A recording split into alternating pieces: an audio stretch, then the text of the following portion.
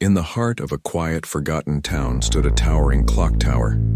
It had long since fallen into disrepair, its massive clock face cracked, its hands frozen at exactly 3:33. No one in the town dared go near it, claiming it was cursed. It was said that years ago the clock tower keeper, an old man named Elias, vanished without a trace. The only clue left behind was a faint ticking sound that locals swore they could hear at night, even though the clock hadn't worked in decades. One stormy evening, a journalist named Emma arrived in town, intrigued by the mysterious legend. Determined to uncover the truth, she ventured into the clock tower, armed only with a flashlight and her recorder. The air inside was heavy and damp.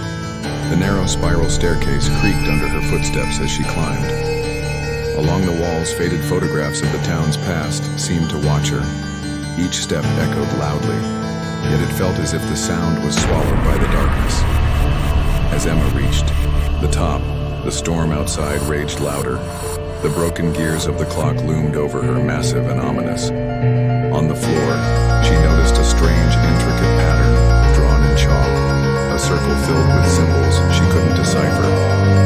In the center of the circle lay a rusted pocket watch, its glass cracked but faintly ticking. She bent down to inspect it, her flashlight flickering.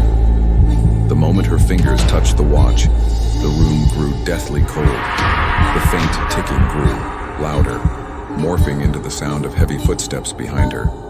Emma spun around, her flashlight beam cutting through the darkness. Standing there was a shadowy figure, its face obscured, but its glowing eyes locked onto hers.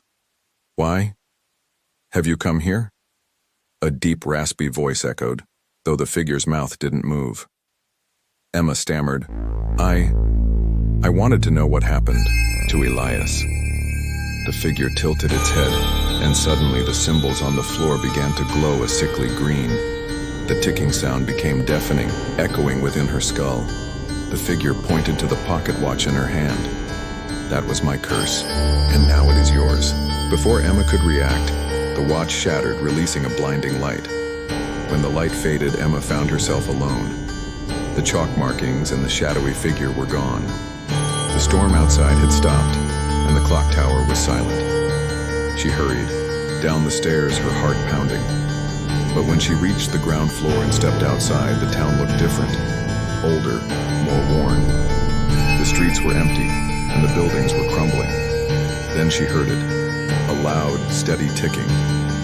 Looking up, she saw the clock tower hands moving once more, slowly ticking toward 3:33.